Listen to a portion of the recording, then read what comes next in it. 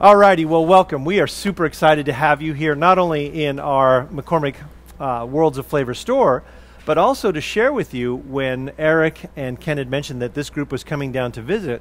We really wanted to do something unique rather than just, hi, here's our store, come take a look around, and of course we encourage you to shop afterwards. The registers will be open. That was not a joke, by the way. It takes a lot to put these things on. But today we're going to go through a module. We have a course at McCormick, a whole institution called Flavor University, which is for our internal candidates, whether you're the CEO, Alan Wilson, or a new summer intern that's coming in this summer, you will go through Flavor University. Well, what is Flavor University? Well, my team, the McCormick Kitchens, we own the message, passion for flavor. All right, well, that's easy to say. Well, what does passion for flavor mean? Does that mean I have to be a chef? I've got to know about all these things? Maybe. But what we try and do is take our entire staff, our entire workforce through what we call Flavor University's Passion for Flavor. So we do have hands-on cooking classes as well as lectures, much like what you guys are going to enjoy and experience today. So we're going to actually teach you how we, as human beings, how we taste, why we taste, and how we react to certain things. So very educational. We're also going to have some fun. In case you can't tell, we're very gregarious, very fun here. We like to have interactive. So if there's questions, don't be shy to say, wait, chef, wait, let me explain that again, or I didn't quite understand that. So don't be afraid to ask questions. I hope everybody had breakfast because you'll be able to taste better, believe it or not, on a full stomach. If you hadn't eaten, everything would taste amazing till you'd be like, oh my gosh, that was the best grapefruit peel I've ever had. All right, so we're going to spend about 45 minutes to an hour together. Again, lots of questions. If you want to repeat something, go over. If you're not sure, I'll try to not keep my back to you guys here. We were trying to get everybody squeezed in, but we weren't sure about how many folks we were going to have. And we'll get started with our Physiology of Flavor. So Physiology of Flavor, what does that mean when you guys hear that? Just shout out some comments of what you think that means. How your body processes taste. Okay, processes taste. That's very clinical, but yes. Okay. What senses are activated by different flavors? There. Now we're going down it. So how do we experience flavor? What senses are involved? Because taste is not just in our mouth, as you're soon going to find out. Visually, how we see things kind of anticipates how we're going to taste. Smell, you'll find out very quickly how much that impacts taste.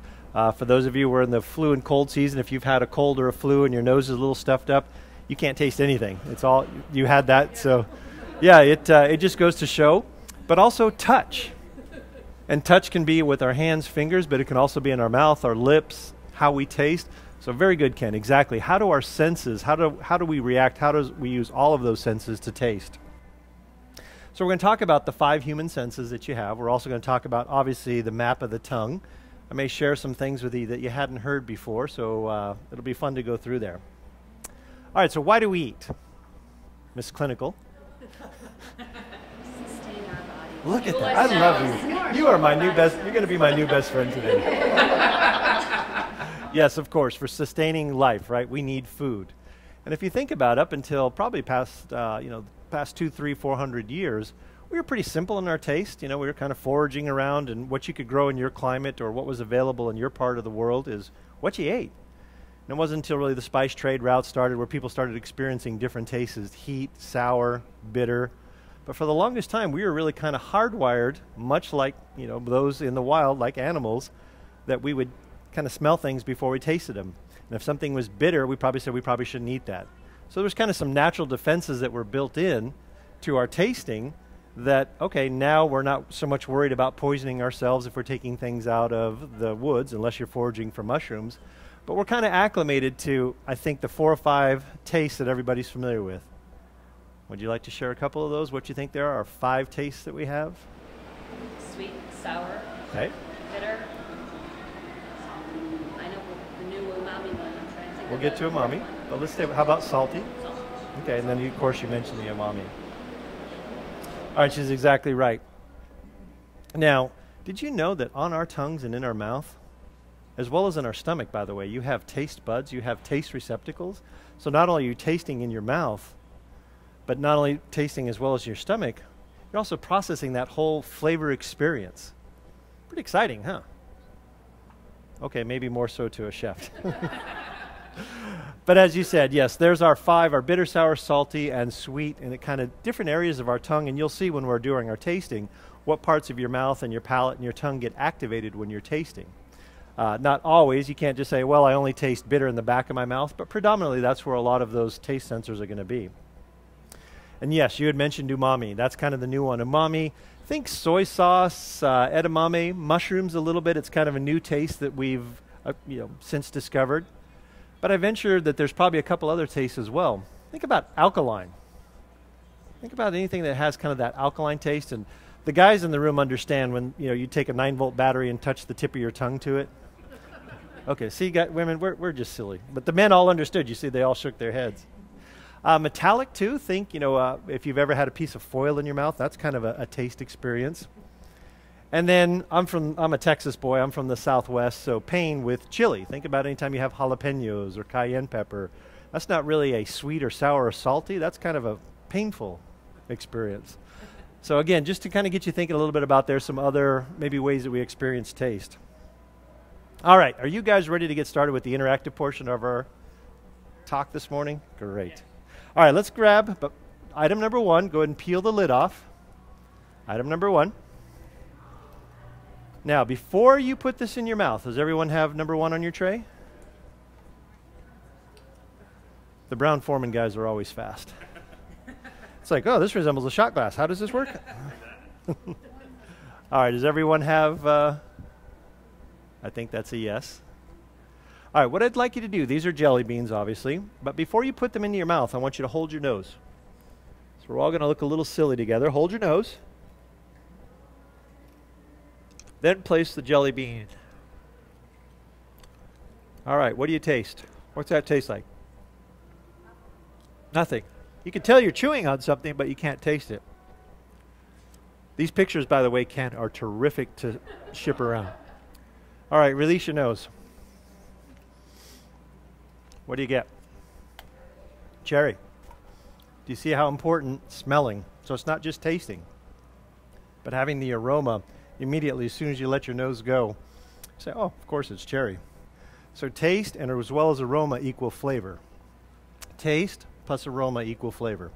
So if we can't smell, it's going to be very hard for us to taste. So obviously, not just ourselves at McCormick, but anyone who's flavoring food is thinking about, okay, what's the aroma? What's the taste? What's the feel? What's the texture of that quote-unquote flavor? All right, we talked about the other senses involved. So think about seeing flavor.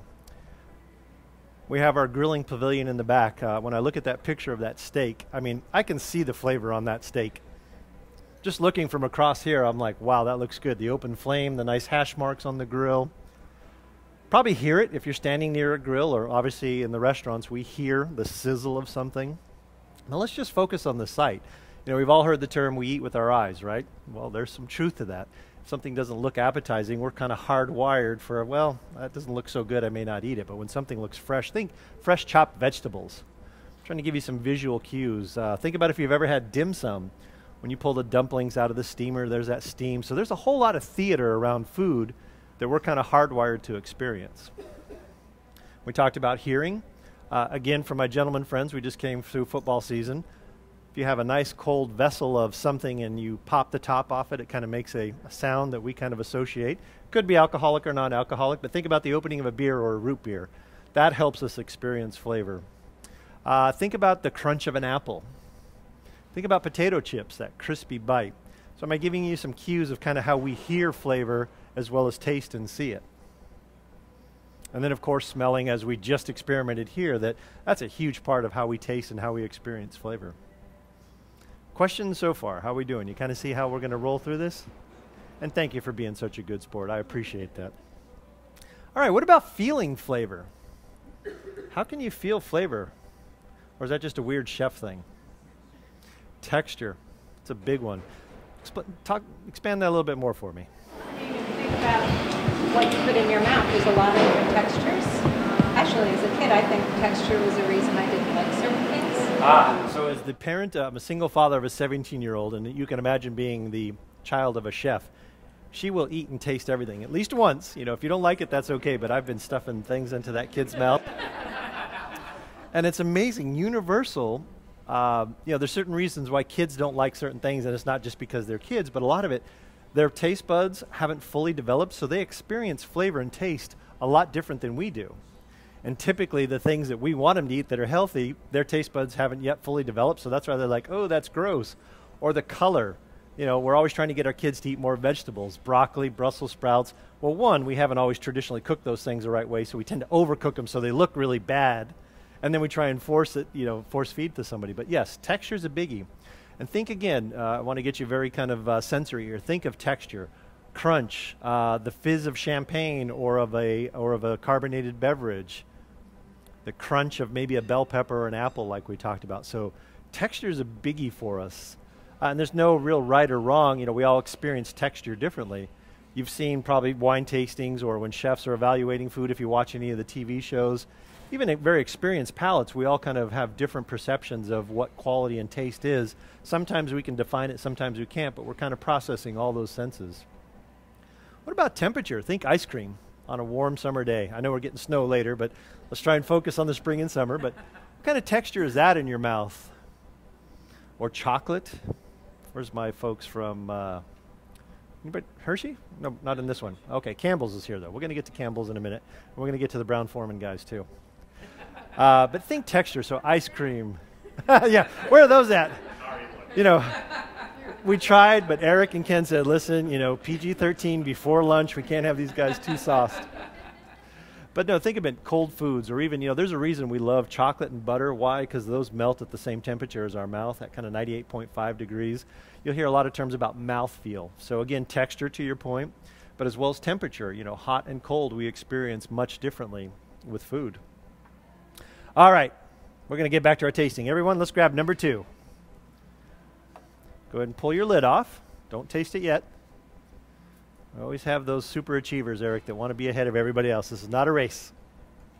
All right, what I'd like you to do, open nose. I'm not going to make you do the pinched nose anymore. We got that out of the way. We got all the photos, so we're good. But just take a small sip and kind of echo out to me what you taste. Salty. Did you see right away? It's amazing, the faces. Even if we didn't speak the same language, you can just see the face, the kind of wrinkled up nose, the pucker. What else did you taste? Okay, so salt was the easy. Kind of cool. The liquid, obviously, but I didn't taste any texture, so the salt's been fully dissolved. So there's kind of 1 or 2 notes. I'm also a former musician, and there's a lot of parallels between flavor, food, and music. So this I'd kind of call 1 or 2 dimensional flavor, 1 or 2 notes. I felt the cool liquid, and I felt the salt. Okay, we can toss that away, and if you want to open up your water to clear out the salt. So I said sip slowly. We've done Flavor You before. Some people, again, the Brown-Forman folks, try and do the shots, and I'm like, you just took 2 ounces of salt water there. All right, so let's get to number 3 then. Same thing, pull your lid off. Now I'm going to ask you to do something a little different. When you sip this one, I want you to chew while the liquid is still in your mouth. So before you swallow it, just kind of chew it in your mouth as though you had like that jelly bean.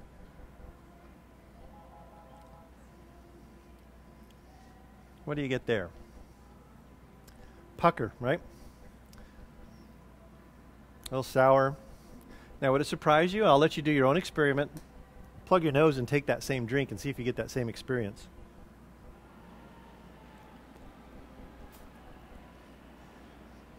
It's a little different. I can still taste something. You can still taste that bitterness, but less so. Tastes more lemon. Right, much more so. So you see a lot of times when people are evaluating taste and flavor, they're activating all the senses. They'll try it, full open nose, they'll cover the nose. So yes, you could obviously still taste that was sour, but it was different. Whereas before, Ken, you pointed out exactly, was that I understand it's bitter, it's astringent, but is it lemon? Is it lime? Is it, I can't figure out what it is. I do taste sour, but I'm not sure why. And again, that chewing part, that also helps you experience it because it's not just going across your palate and your tongue without moving it around. All right, let's go to number 4. Take a small bite, guys. Small bite of number 4. Chew it, and then let's talk about what we taste.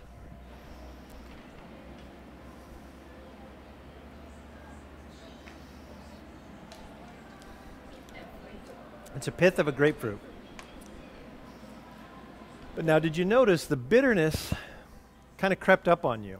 And it got towards the back of your mouth. Exactly. Thank you. You were perfect with that. She pointed right away. She said, I taste it kind of here. Not on the tip, but more on the back, kind of where we taste that kind of bitter, pithy piece. All right. We're getting better, I promise you. Let's go to number 5. And again, open nose.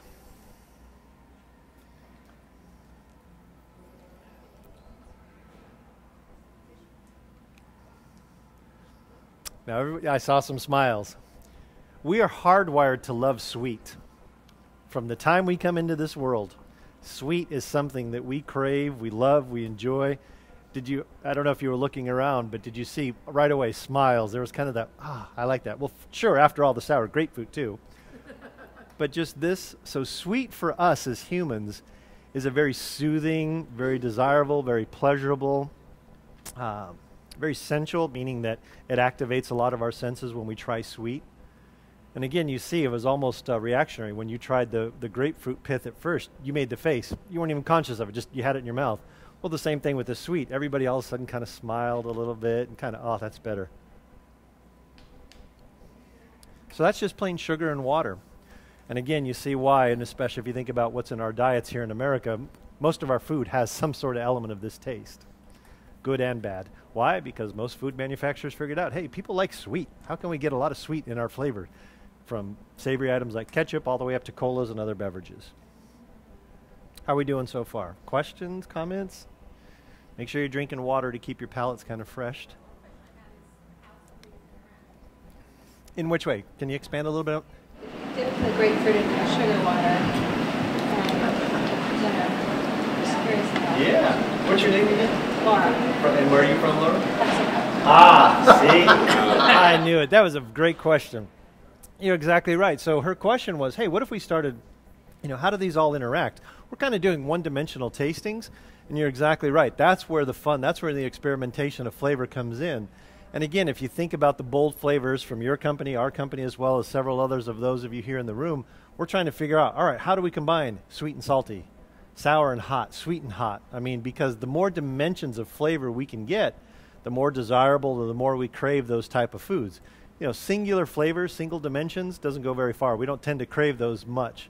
But if I can get sweet, fizzy, little bit of spice, man, that's a beverage I like. By the way, if you guys come up with a new beverage, I want my royalty cut for that. But no, you're exactly right. That's part of the fun of flavor is mixing and matching. Whether you use the music metaphor, hey, we're kind of taking all these different notes, different feelings, or you use the artist's, wording of it's the palette of flavor that I bring together. And we're doing a very cursory look here. We go further into depth of it at Flavor U when we talk about, okay, how do you not only combine flavors, but then really, let's take a step back. How do you combine foods or ingredients that grow in similar climates? Because same thing again, we kind of were hardwired. Think back in the day, a few hundred years ago, you pretty much ate what was around you, right? Unless you lived near a port city and you had things in.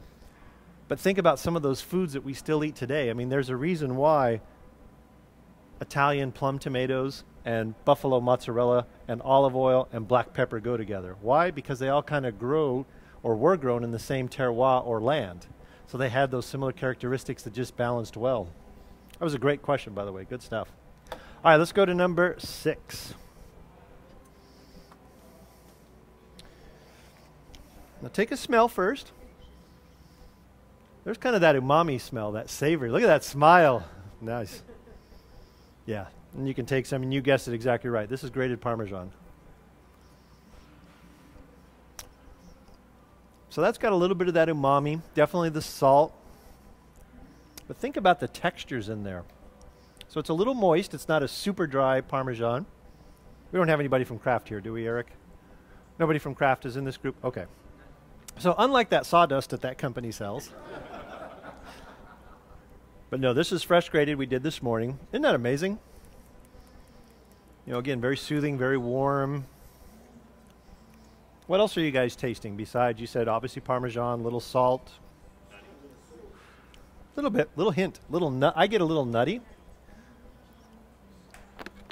Now, depending on the grass where the cows were feeding, That'll affect the quality of their milk, which obviously goes into the Parmesan. Sometimes you can get grassy notes from Parmesan. So it's amazing food, and I love that in this country we're really starting to become much more food aware. But you can have some of the same descriptions like you do for a wine with food, especially if it's something that can be complex, if it comes from like dairy or something else that was grown. Chocolate's another one where you can get a lot of different notes. You can get spice notes, floral notes, fruit notes. Cheese just happens to be another one of those as well. You can get a lot of different flavors from. Now, I've been picking on my Brown-Forman guest. Same thing I would think with a lot of beverages. Obviously, vodkas tend to be, unless they're not infused, can be pretty plain. But even the ones like I'm thinking some of the potato vodkas, they take on kind of a characteristic of their land that they were grown in. Some of the other beverages, you have Jack Daniels, of course, which we love. The aging process as well as where it's grown. So it's amazing all the things we do to our food and beverages, how we can affect the flavor. Okay, questions, comments so far? No? You guys are doing great. All right, we talked about umami, and thank you for bringing that up. And that's why we had number 6. So umami was another flavor that was discovered almost by accident in the early 1900s by a Japanese scientist. Now, the umami flavor kind of exists naturally. If you think mushrooms, anybody here like mushrooms? I love grilled portobellos. We were talking about grilling season, Kim. Grilled portobello, that's just as good sometimes to me as a steak. Well, there's kind of a natural MSG quality to mushrooms. They just have that savory. When I taste mushrooms, I get it kind of here in the back of my cheekbones. Again, very warm, very soothing, very craveable. It has little effect when we use it on sweet food, so it's kind of used more in savory applications because it just has that flavor that you can't always put your hand on, but you do describe it as warm, as craveable, as savory. What would be some other ways that you would describe umami? Earthy is another good one. Meaty, who said that? That's absolutely right. It's very meaty, and you see a lot of manufacturers use that when they're trying to get that meaty, savory taste or flavor to something. In the restaurant side of it, we actually make a mushroom stock that we will then cook rice in, or we'll use as a braise for meat. It just adds another layer, another kind of, dimension to it, and it is that meaty, savory flavor that we love. Good call. That was great. Tell me your name again? DePauli. Okay. So what would you think, after all those descriptions that we just had, what are some umami-rich foods? Well, obviously, we just tried the cheese. Can you think of some other foods that kind of have that flavor to them? Anything aged from you guys, vinegars, wines, whiskeys, so anything that's kind of that aged or, I don't want to say manipulated, but there's ways to get that flavor without aging it in oak. Soy sauce, balsamic vinegar are other great examples of that. How about fresh tomatoes or cooked peppers? Tomatoes have a lot of umami in them. There's a reason we love pizza in this country. And the reason being is if you think about it, it's a flavor overload. You've got the nice creamy milkiness of the cheese. You've got the umami of the tomatoes, that kind of savory piece to it. You've got the yeast of the crust and the bread. Obviously oregano, thyme, or whatever else you flavor it with, but you've got all of that. We call it heaven on a plate because you really do have all the things that we as humans flavor and experience. It's pretty amazing. And it just happens to be, like I said, okay, yes, tell me pizza is very popular, no kidding. But why is it so popular? Well, when you see that you have all those flavor, all those building blocks together, of course you're like, well, of course it's going to be a hit. Seafood, believe it or not, has a little bit of umami to it. Think fish sauce, for those of you that either cook any type of Asian food or if you love sushi or go eat at Asian restaurants, fish sauce kind of has that umami flavor to it without being too heavy. All right, let's go to number 7 now. Take a small bite. I will caution you, take a small bite and chew this very slowly and very thoroughly. It is not a banana. It's a plantain. You're now my new best friend. It's an all-star in every group. What else are you guys tasting in this one?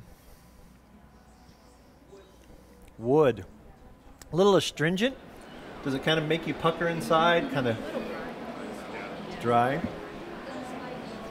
Yours is slimy. Okay. Must have been the one we dropped on the floor then, because I didn't get slimy. That's right. I get a little bit of fruit. Before I knew what plantains were, this is very hard to describe. You're like, well, it kind of tastes like, it looks like a banana, tastes like a potato, but it's astringent and puckery and woody, earthy. Something on the side of my tongue that almost numbs it out. What is that? I don't know for you. That's interesting. Let me take another bite. So more at the beginning or more at the end? I don't know. It just kind of, and maybe it just kind of. This one's hard to tell whether it's a vegetable, a tuber. Is plantain in the tuber family? No, actually. More like a banana. Because I noticed, like, when you're in the Caribbean, that seems to be a staple. Oh my gosh. But they fry it. It's never served fresh. Mainly Or in at the- least I've never had it fresh. Right, mainly in the Caribbean. You're exactly right. So it is a tropical, but exactly, it's used as a kind of a mashed, almost like a potato pancake, and then they'll fry it. Very hard unless they're super, super right to whip up, like a mashed puree for bananas or potatoes. So it typically is smashed and fried, grated and fried. Very savory. If you'll notice, and we cut these earlier this morning, it doesn't brown. So a lot of different applications, but you're right, very much a Caribbean kind of Mediterranean style food. I'm not getting what you just experienced. That's interesting. That's great. You have a very unique... Are there sweeter versions of plantains? Sure, depending on the ripeness, like any of the, think of any time you've had bananas. Some are sweeter, more sugar content, some aren't. All right, number 8, I will say, is hot sauce. Now, if hot sauce is not a thing for you, you don't have to try this one, but I just wanted to warn everyone, when we talked about that flavor, that pain that I was talking about, go ahead and use the spoon if you want. Get a little dab. Want to be sensitive to that. All right, so when I was talking about that experience, that sense of pain,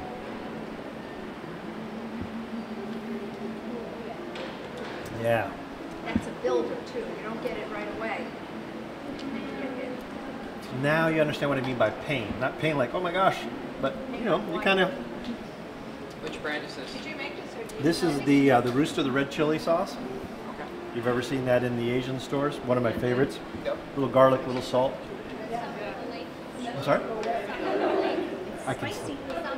Yes, sambal. So think about, again, evolution of flavor and evolution of our foods. Unless you were in one of the climates at a certain longitude and latitude, where, of course, hot foods, they make us sweat. They kind of activate that, so they're typically cooling. For us crazy Texans, we love the heat. I love the pain. I mean, I have a fresh jalapeno for breakfast pretty much every morning with my eggs. And your daughter does. She does as well. We love it. Love it, love it, love it. How do you think we keep looking so young? But again, that's where I was trying to get you to experience that pain. I could see when I was describing, you're like, all right, wait a minute. You're going to put us in pain when we're tasting food? How does that work? Any of you still have a little numbness on your tongue? Sorry, I have high tolerance for spice. See, you're the same way. You're like, can I get more? That's why you and I are good friends. I'm exactly right. I'm like, can we put this, on other stuff? That's a good So when you point. have spicy things, everyone reaches for their water, but why is it that it takes certain other things to kind of get rid of that spice? Okay, so it's a great point, especially because that was always the misconception with hot foods is drink water. All you're doing is just spreading the heat over the rest of your mouth. So typically sweet or dairy takes away the heat.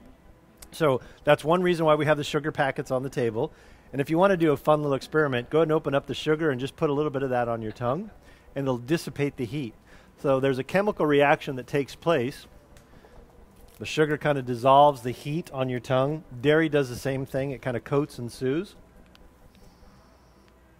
So this is why my daughter thinks we have the coolest job in the world. It's like, we're all doing sugar packets, we're tasting frosting, we're playing on Facebook all day. She's like, I hate you.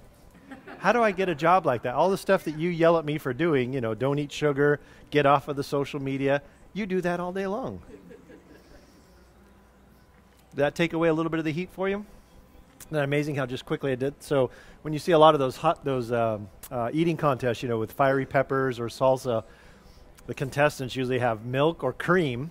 Ice cream sometimes it's, kind of room temperature, or they'll have just big bowls of sugar that they can just throw on their mouth afterwards. Any other questions so far? You guys have been really good with the interactive part of it. Yes, Kim? Is there, I love Indian food. Yes. And, but the waiter at our place will laugh at me because, like, if I ask him to make a vindaloo the way he likes it. Yes. I can't handle it, Can't but handle I do it. like spicy food. I used to work on Frank's Red Hot. Oh, sure, we love Frank's. But is that a cultural thing from like being acculturated to the spices, or is it a genetic thing? Like, is it just that their bodies are wired a little differently? Yeah, there's the argument for both. You know, is it part of nurturing or nature? So if you've grown up around spicy food your whole life, you know, you probably had it in the womb because your mom was eating the hot spicy. You kind of built that tolerance up.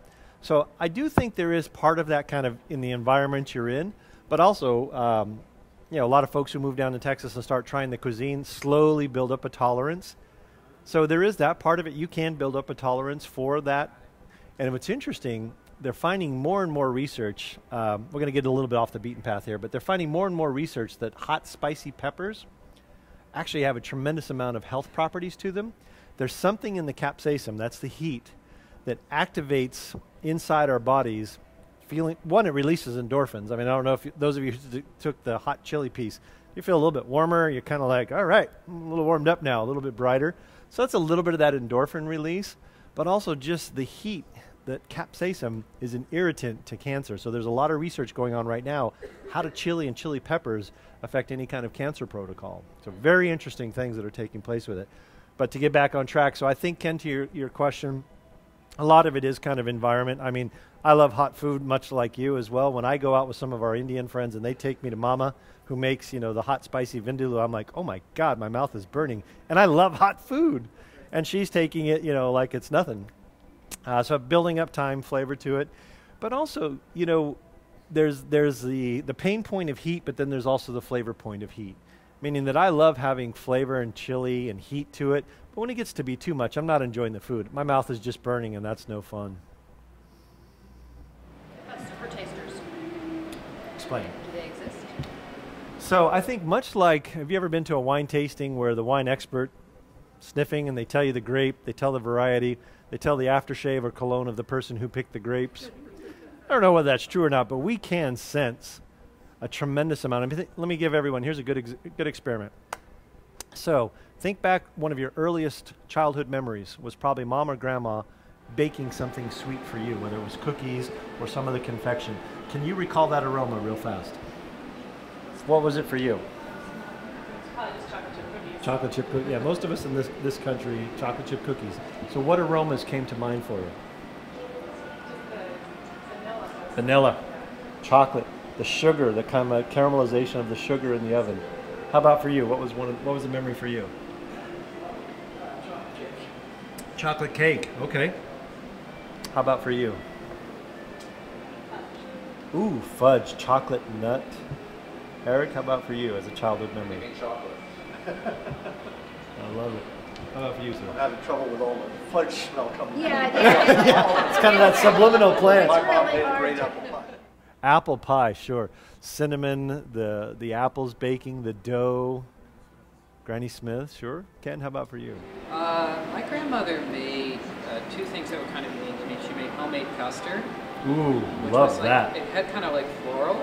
Floral? notes, Yeah, and she yeah, also yeah. made her own oatmeal. Ooh, okay. So those were both like very different than chocolate, and I very much associate those fragrances with her. I love that. How about for you? It's funny because I do a lot of baking, Okay. and my kids probably would say it's, banana bread or chocolate chip cookie, whatever. Okay. But what I remember is macaroni and cheese. Sure, another comfort food. From my Especially those of us of a grandmother. certain generation. Yeah, that was the weeknight meal at least once or twice during the week. Gee, I love that. How about for yourself? I'd love to hear. I didn't grow up with chocolate chip cookies. Right. Traditional Indian dessert. Mango lassi, rice puddings. Give me kind of Rice some. pudding, but then there's another dessert which you make it with roasted flours like wheat flour, Sure. jaggery, and clarified butter and Yep. sugar, and saffron and nuts. So it's like all put together. It's nutty, but it just melts in your mouth. Right. It's just- I love that. I'm going to come back to you in a second. How about for you? Chocolate cake. I'm noticing a theme with chocolate. How about for you? Cinnamon rolls. So, oh my God. We love cinnamon rolls. How about for you? Yeah, I was sir? going to say that too. I'm Swedish, so there's kind of cinnamon rolls in Sweden that aren't so sweet as here. Right. Much cardamom also. Cardamom, a big one. So that spice note. How about for you? Ooh, Mama's gravy on Sunday. Oh, I love it. So did you notice as I was going to each person and they were describing, even if it's something that you weren't familiar with from your childhood, you could visualize the flavors, and you were probably calling up those notes. When she mentioned the saffron, the flour, the sugar, the spice, I was right there with you. I was like, I've never had what you're describing, but I can sense it, I can picture it, I can smell it. So to your master tasters, we all have that kind of innate ability to recall hundreds of flavor notes and aromas, and typically a lot of them start when we're very, very young, with mom, grandma. I mean, did you hear some of the foods? They weren't exotic. I mean, it was chocolate cake, chocolate cookies, chocolate fudge, spaghetti sauce, apple pie. I love the Danish and cinnamon rolls. I mean, very basic, but did you see the sugar, the sweet, the butter, the spice notes? Obviously the chocolate, which we all kind of grew up with in this country in one way, shape, or form. All right, so I think if anything from our time, you guys have kind of figured out that flavor's more than just sweet, sour, salty, bitter. We learned about umami. We learned about pain. We learned about some other mouth feels with maybe alkaline or metallic. We talked about the senses that we have, kind of using our eyes, our ears, our touch, our lips, our mouth. Oh, hi. You can join, it's fine. Any other questions, comments? Did we kind of show you some new things maybe to look at this morning? Yes, Ken? I don't know if this is a question or a comment, but I was reading Fortune last night, and they were talking about the Cheesecake Factory opening up in Dubai. I saw that article and how online. much people love it, Yeah.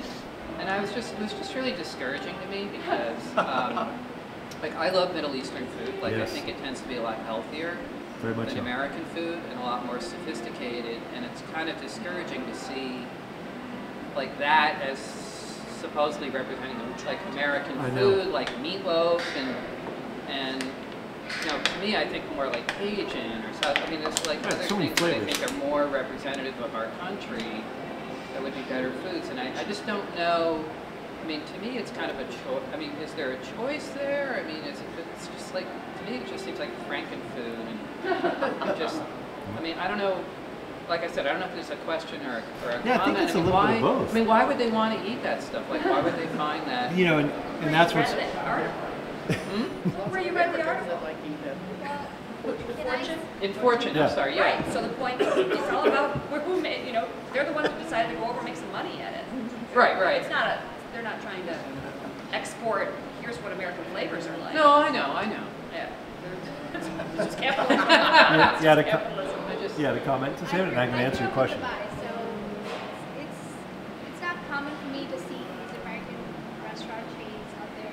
They're very popular. Yeah. It's just, I guess it's something like, well, they're used to having Middle Eastern food every day. It's like for them, in a regular basis. exotic. So for them, Yeah, it's a little different. bit different. Yes. Because cheese is not part of their culture. So for them, tasting the cheese or the burger with a different flavor is different for them than having tagine or Sure. something different like hummus. So I think to your point, Ken, and that's really, you know, one, this group here, but also my peer group of chefs, that's what, one, both troubles us, just like you said, like, okay, great. That's what they think American food is, the Cheesecake Factory. Not taking anything away from that company. They do some great things. But really, to your point, can we not show the great bounty of what Cajun and Creole cooking is? Can we not show all the flavors of the Southwest? What about the Pacific Northwest, the Mid-Atlantic states? I mean, we have such a rich culture and heritage and recipes to choose from. My friend from Boston here, my God, the bounty of the sea. And it's unfortunate that those kind of things get exported and that becomes kind of the ideal. It's much like what's happening in Asia with all the fast food joints. It's like, really? Do you think that's, you know, the best we can do is the fast food? So hopefully we can, you know, through groups like this and obviously what we're trying to do with McCormick and other brands to, you know, there's more to this, those kind of base level foods and cuisines and restaurants. But I think you're right. It's kind of a sad commentary that, you know, okay, who's going over to these new opening emerging countries learning about American food? They're going to think that we eat Cheesecake Factory all the time. And it's like, I can't remember the last time I was in a Cheesecake Factory. There's a huge population of Americans out there. Yeah, a lot of expats, They yep. are not very exploring with the food things, then Right. they have something to go to, I feel. It's because then it's a normal, they're familiar with that restaurants, with those chains like Ruby Tuesday. I'm just amazed, like there's Ruby Tuesday, there's TGI Fridays. It's like stuff like that, You know, which is not even appealing to me when I go there. Without giving away too much of my age, you know, that's what's most frustrating to me because I was a young apprentice chef in Europe. Like before it was cool to go be a young American apprentice chef in Europe. I'm talking the late 70s, early 80s. And in France, none of the restaurants, none of the chefs could figure out why I was coming to France to learn how to cook. They're like, you Americans, you know, ketchup is your sauce, Coca-Cola is your champagne. What do you know about food? Huh? Why would you want to come here and learn? Thankfully, we've changed, you know, obviously advent of Food Network, internet, all the cooking shows, and it's like we've come so far in so many ways, but then, like I said, I saw that same article and I read that and I'm like, we're right back to 1979 again, man.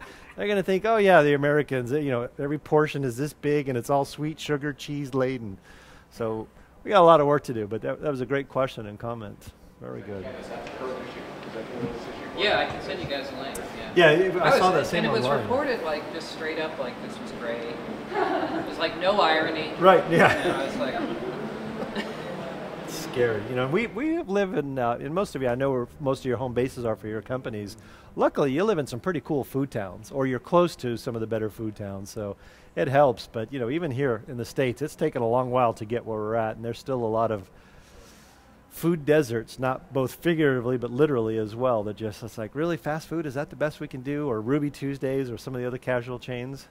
By the way, if those are our customers, we love Ruby Tuesdays and TGI Fridays. We'll edit that back in.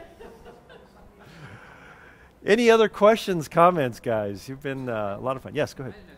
I've noticed as I've gotten older that my olfactory senses are not as good as they used to be, and I kind of miss that. Are there any exercises or ways you can... I love it. Yeah, just keep eating. Well, it is kind of sad because I know for a fact that I cannot smell as well as I used to. You can't, and unfortunately it's kind of like, you know, those of us, again, of a certain age, you start doing this thing, you know, it's like, when did I become a trombone player?